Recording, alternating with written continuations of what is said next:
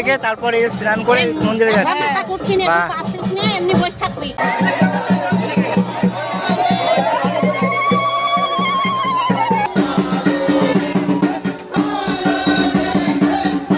Time নেই, খুঁজবে খুঁজতে খুঁজতে নির্দিষ্ট একটা টাইম নেই, নির্দিষ্ট টাইম মাফিক কোনো কাজ নেই যে এক্ষুনি যাওয়ার সাথে সাথে পারবে।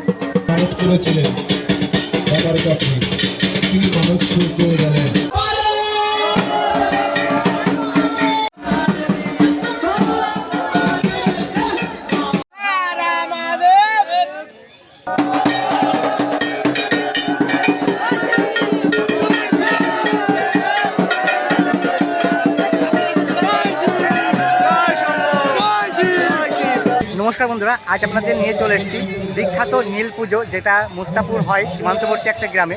সেই সীমান্তবর্তী গ্রামের যে বিখ্যাত নীল পুজো সেটা আপনাদের সামনে তুলে ধরবো।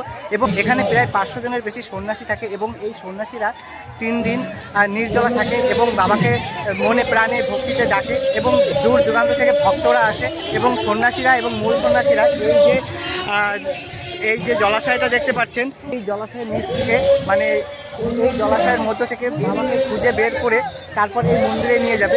তো বিভিন্ন নিয়ম বলি আছে, সব কিছু আপনাদের বিস্তারিত জানাবো। তবে ভিডিওটা সম্পূর্ণ দেখতে থাকুন, আশা করি খুব ভালো লাগবে।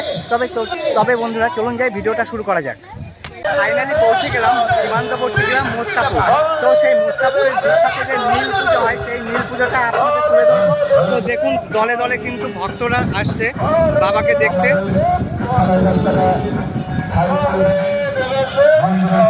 তো এবার কিন্তু এখানের বিশেষত্ব হলো বাবাকে, এখানের বিশেষত্ব হলো প্রায় 500 জনের বেশি সন্ন্যাসী জল থেকে বাবাকে কিন্তু তুলে এই মন্দিরে নিয়ে আসে। তো দেখুন বাবাকে তোলার জন্য, বাবাকে জল থেকে তোলার জন্য, সেগুলো দেখার জন্য ভক্তরা কিন্তু চারিপাশ দিয়ে লাইন পড়ে গেছে। দেখুন এবার কিন্তু বাবাকে জল থেকে তোলার জন্য সন্ন্যাসীরা প্রবেশ করছে।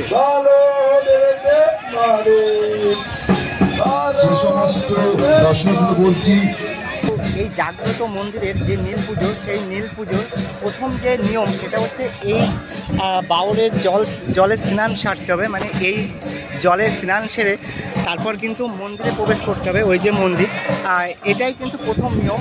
আর যিনি প্রধান যে সন্ন্যাসী আছে, মূল সন্ন্যাসী, সেই সন্ন্যাসীর কথা মতো বা নিয়ম মেনেই কিন্তু প্রতিটা সন্ন্যাসী চলে।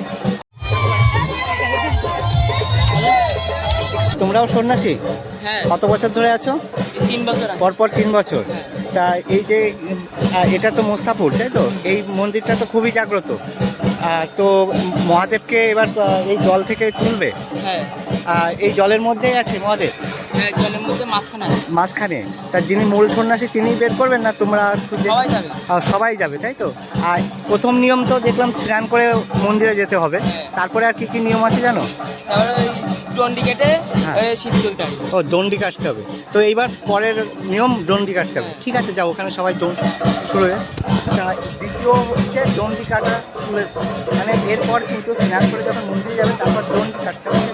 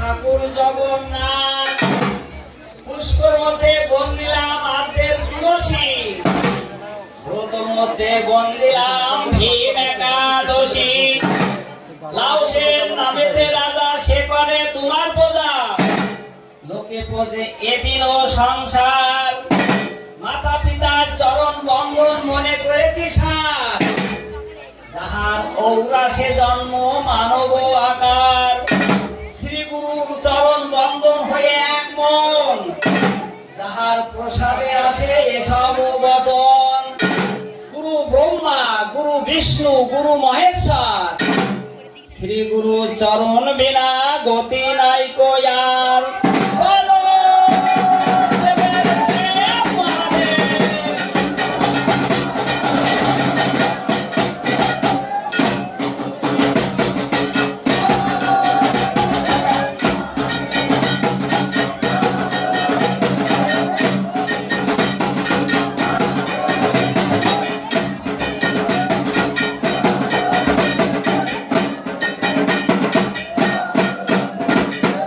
শান্ত মিস্ত্রি গোবিন্দপুর থেকে আগত সাধনে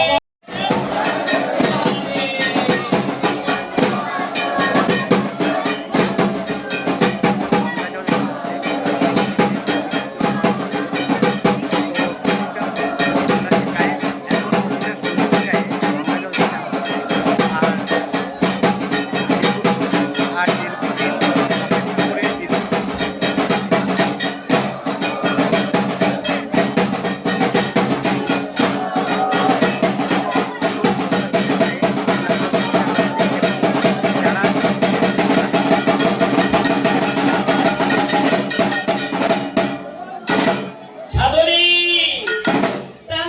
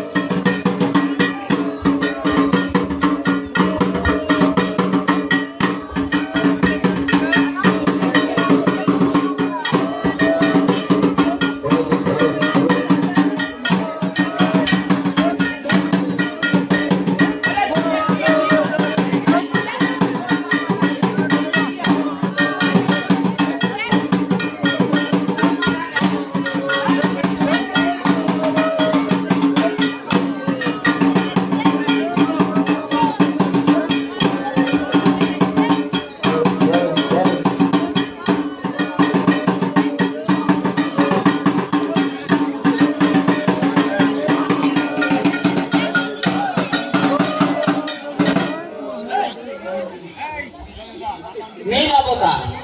আরে মা এবার শুয়ে পড়ি।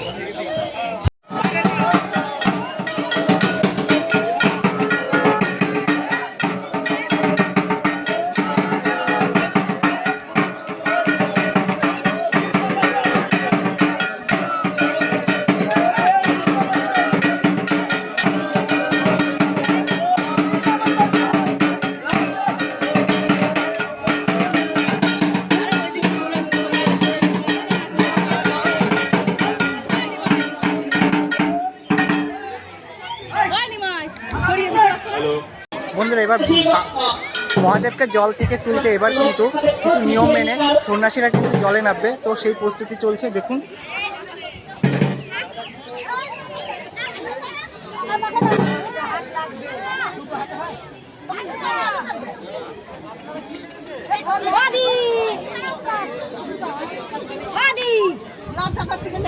শিবের দর্শন পেয়ে লোকনাথ চলে গেল। দেখুন কৃষ্ণকালী সেরেছেন তারা। শিবের পদাঘাতে লোকনাথ হয়ে গেল ভাই। ধীরে ধীরে যাও সন্ন্যাসী পথে।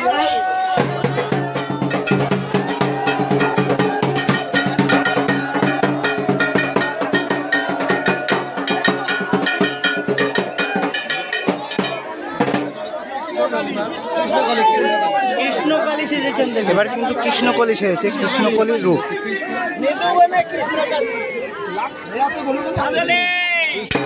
কৃষ্ণ অবতার তোমার গোকুল নগরে, সাঙ্গ বাঙ্গ লইয়া কৃষ্ণ লীলা প্রচার করে। নন্দের আলাই কৃষ্ণ সখা গল্লে, বৃন্দাবন চরণ ধেনু আনন্দিত হয়ে। বকাসুর অনেকের করিয়া সার, কালিয়া দমন করি রাখিলেন সংসার। যমুনার কূলে সদা বাজাইত বাঁশি, সেই স্বরেতে গোপীগণ হইল উদাসী। তোমার চরণে আমি মাগি পরিহার, জন্মে জন্মে হই যেন হরের কিঙ্কর।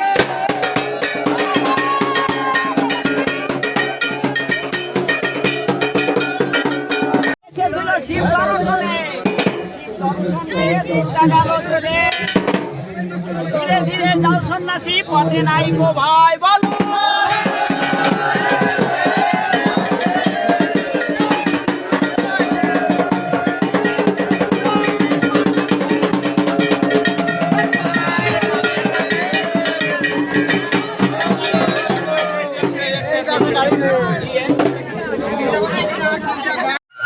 এবার কিন্তু মহারাজকে বসে আছে, মানে এই জলাশয়ে নামার আগে যে নিচেটা থাকে নিচেটা সেটা দেখুন। এটা হচ্ছে মহারাজ সেজে বসে আছে, এবার কিন্তু মহারাজ সেজে শুয়ে আছে এবং সন্ন্যাসীরা কিন্তু এই মরা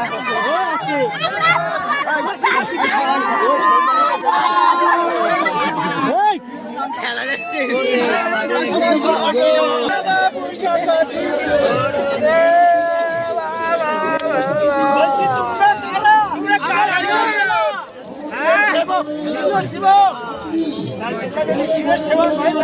আমাদের এই মহিলা যদি শিবর সেবক হয়ে থাকো, তাহলে আমার এই ভাই কি মরা মরে থাকো বলে দেখো।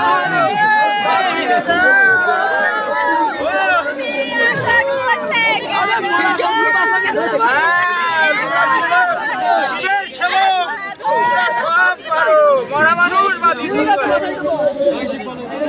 বাঁচিয়ে দেবেন? আচ্ছা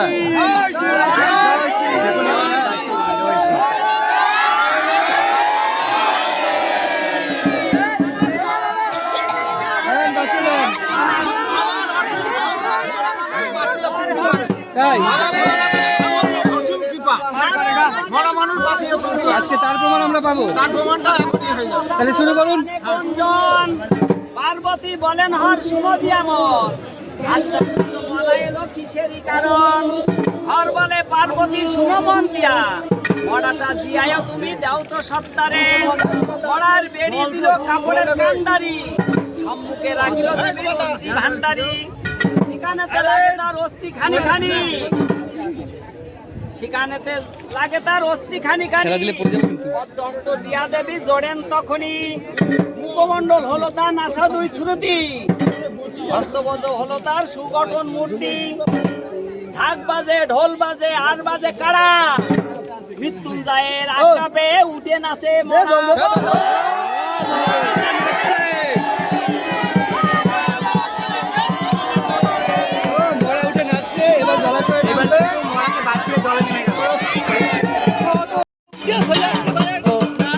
মানে কোনো নির্দিষ্ট টাইম নেই, খুঁজবে খুঁজতে খুঁজতে নির্দিষ্ট একটা টাইম নেই, ও নির্দিষ্ট টাইম মাফিক কোনো কাজ নেই যে এক্ষুনি যাওয়ার সাথে সাথে পাবে। অনেক ক্ষেত্রে রাত হয়ে যেতে পারে। ও মানে সেটা মহাদেবের উপর নির্ভর, মহাদেবের উপর। সবই মন আর কৃপা। হ্যাঁ দেখেন আপনি দেখেন। তো দেখুন মহাদেবকে খুঁজ, মানে সবাই মিলে সব সন্ন্যাসী মিলে কিন্তু খুঁজছে।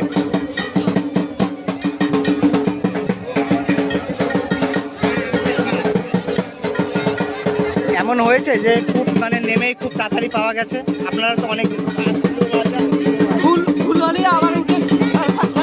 হ্যাঁ ভুল হলে আবার উঠে সয়াল খাচ্ছে। ও যদি কোনো ভুল হয় তাহলে আবার সয়াল কাটতে হবে। আবার ওই মন্দিরটা সয়াল খুঁজে আসবে।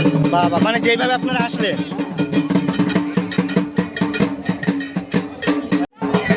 এখনো কিন্তু পূজাপুজি চলছে বাবাকে জলের ভিতর, সব সন্ন্যাসী মিলে প্রায় 500 কাছে সন্ন্যাসী এবং বাবাকে খুঁজে বের করে, এবং যে চরকটা সেটা কিন্তু কতক্ষণ লম্বা বলতে হবে। দেখুন আরও সন্ন্যাসী নামছে জলে, ওটা 12 ফুট লম্বা। আর যে চরক গাছটা আছে জলের নিচে সেটাও কিন্তু 12 ফুট লম্বা, কিন্তু কোনো জালে বাঁধে না। অনেকে মাছ ধরে, এখানে কিন্তু কোনো জালে বাঁধে না। আর এই যে জলাশয়টা, এই যে বাওরটা, ওর ওই পাশে দেখুন বাংলাদেশ বর্ডার, তারপরে কিন্তু বাংলাদেশ, মানে সীমান্ত, একেবারে সীমান্ত লাগোয়া একটি গ্রাম। তো এখানে কিন্তু বিখ্যাত এবং ঐতিহ্যবাহী এই নীল পুজো হয়ে থাকে। দেখো এখনো সবাই সবাই মিলে খোঁজ করছে বাবা মহাদেবকে। এখনো সবাই মিলে কিন্তু খোঁজ করছে বাবা মহাদেব। দেখুন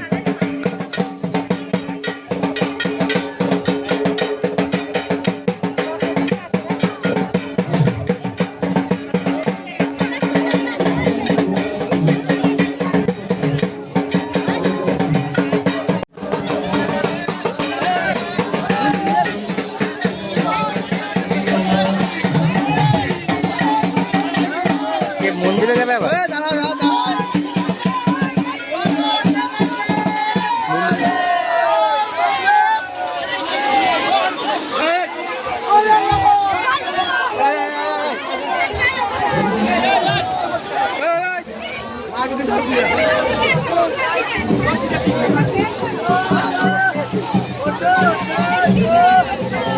বাবাকে পাওয়া যায়নি, ওই জন্য আবার মন্দিরে যাচ্ছে। আবার মন্দির থেকে মন্দিরেতে যাবো, মন্দিরের থেকে আবার বাবাকে খুঁজতে যাবো। মানে ওখানে কি করতে হবে? মন্দিরে গিয়ে আবার মন্দিরে গিয়ে আবার সয়াল খাটবো, আবার সয়াল কাটতে হবে। হ্যাঁ, আচ্ছা, যেমন অবতার করতে হয় সেভাবে অবতার করবো, করে আবার আসবো। মানে যেভাবে আপনারা অবতার হ্যাঁ, করলেন অবতার, একটু, ওইভাবে হ্যাঁ। আবার অবতার করে তারপর আবার জলে হ্যাঁ, নামতে আবার হবে। আসবো। আসছি দাদা। আসছেন, যান। দেখুন প্রথমে কিন্তু জলে খুঁজছিল, পাওয়া গেল না বাবাকে। তারপর কিন্তু আবার মন্দিরে গেল, মন্দিরে গিয়ে আবার যে অবতার করলো, তারপর ভুল ত্রুটি হয়ে থাকে বাবার কাছে আবার মানত করলো, মানত করে কিন্তু আবার সন্ন্যাসীরা জলে নামছে বাবাকে খুঁজতে। প্রথমবার কিন্তু পেল না, এই যে আবার সন্ন্যাসীরা নামছে।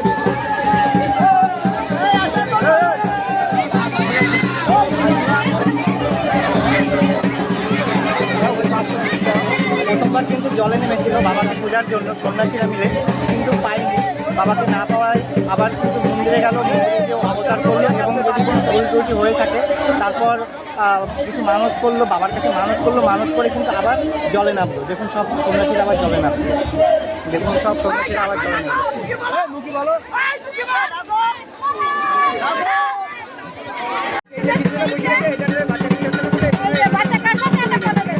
হ্যাঁ? ও আচ্ছা, তোমরা কোলে নেবে।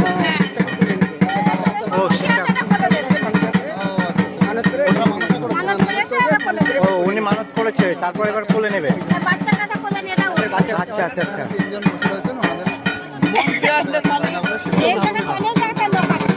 আচ্ছা আচ্ছা, ওনারা 3 জন মানত করেছে কি? আমরা বনগাঁ থেকে এসেছি, বনগাঁ।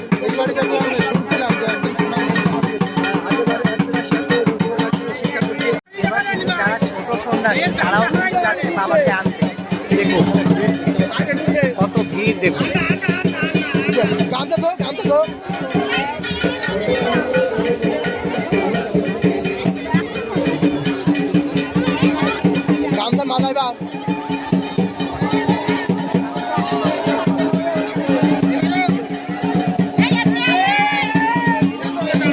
ওই যে মাথায় কিন্তু ঠাকুর, ওই যে শিব,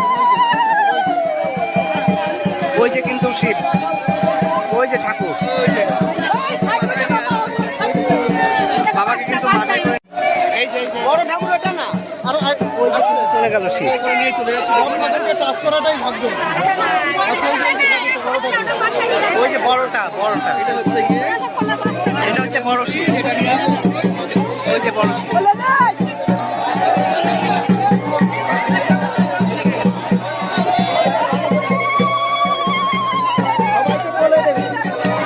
আচল পেটে বসে আছে, কোলে ওই আচল পেটে বসে আছে। তার মা মনের বাসাটা পূর্ণ করে।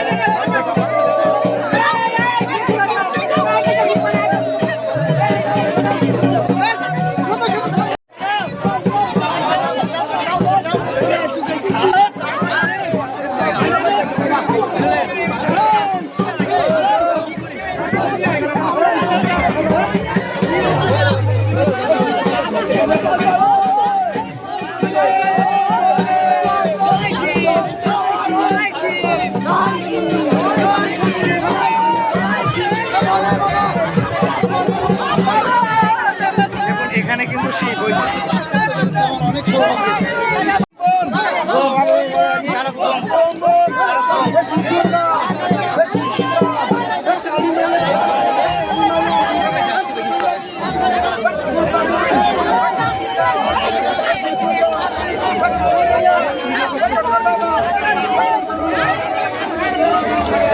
দেখুন এই মুহূর্ত দেখার জন্য প্রতি বছর কিন্তু ভক্তরা অপেক্ষা করে থাকে, দীর্ঘ অপেক্ষার পর এবং দীর্ঘ সন্ন্যাসীদের পরিশ্রমের পর এবং বাবাকে মন্দিরে নিয়ে যাওয়ার, বাবাকে জল থেকে তোলার পর মন্দিরে কত ভিড় দেখুন। আর গ্রামের মানুষরা কত মানে কত গ্রাম থেকে মানুষরা এসছে এবং বাবার মাথায় জল ঢেলতে কত মানুষ এসছে দেখুন। আর এখন এই মন্দিরটা ঘুরে তারপর বাবাকে রাখবে, তারপর কিন্তু জল ঢালা হবে। কালকে 12টার আগে, মানে আজকে সারা রাত জল ঢালা চলবে। জল ঢালা হবে, পুজো হবে, পুজো পাঠ হবে, তারপরে কালকে আবার পুজো হওয়ার পরে দিয়ে আসবে, আবার 1 বছরের জন্য বাবা মানে এই জলে শয়নে যাবে, তাই তো? আচ্ছা আচ্ছা। মানে জল ঢালা হবে আজকে আর কালকে কদিন ঢালা হবে, রাত্রে পুজো হবে, পুজো হওয়ার পরে রাত 12টার আগে ঠাকুরকে জলে দিয়ে আসবে। আবার এই জলে রাখা হবে বাবাকে, তারপর আবার 1 বছরের প্রতীক্ষা। 1 বছর পরে এই নীল পুজোর দিনে আবার বাবা উঠবে। আচ্ছা আচ্ছা, তার মানে আবার দীর্ঘ 1 বছর অপেক্ষা করতে হবে আমাদের। তো মানে দূর দিগন্ত থেকে প্রচুর ভক্ত আসে, তো মানে একটা সীমান্তবর্তী গ্রামের একটা জাগ্রত নীল পুজো। তো যাক, ভালো লাগলো এসে এখানে।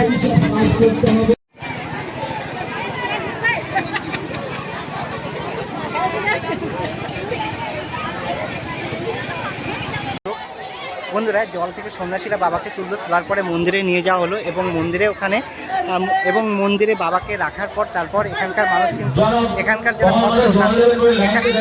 মন্দিরে রাখার পর এখানকার যারা ভক্ত তারা কিন্তু জল দেবে, লাইনও পড়ে গেছে, কালকেও জল দেওয়া চলবে, তারপরে কিন্তু আবার বাবাকে রাখা হবে।